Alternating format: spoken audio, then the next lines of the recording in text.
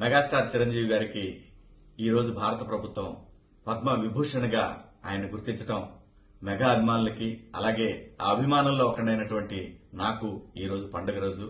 అన్నయ్య, ఎన్ని సినిమాలు అన్నయ్య? 155 సినిమాలు, 3 నంది అవార్డులు, 10 ఫిలింఫేర్ అవార్డులు, అలాగే మీ బ్లడ్ బ్యాంక్ నుంచి దాదాపుగా 10-11 లక్షల యూనిట్ల బ్లడ్ ప్రజలకి అవసరాలకు చేరింది.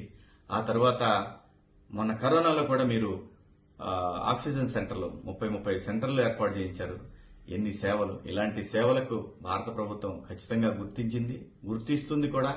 లేకపోతే మీలాంటి వారిని స్ఫూర్తిగా తీసుకుని చాలా మంది సేవా కార్యక్రమాల్లో పాల్గొంటా ఉన్నారు. వాళ్లలో నేను కూడా ఒకడిగా. నాకు స్ఫూర్తి ఏంటంటే, మనము సినిమా ఇండస్ట్రీకి వచ్చిన తర్వాత, మనల్ని ఇంత పెద్దవాళ్ళని చేసిన తర్వాత మనం కూడా సమాజానికి ఎంతో కొంత ఉపయోగపడాలి, సమాజానికి సేవ చేయాలనే ఆలోచన మాలాంటి వాళ్ళకు కూడా వచ్చింది. సో ఇంత పండుగ రోజున మీకు, మీ కుటుంబానికి శుభాకాంక్షలు తెలియజేస్తూ, భారత ప్రభుత్వానికి కృతజ్ఞతలు తెలియజేసుకుంటూ, జై చిరంజీవ.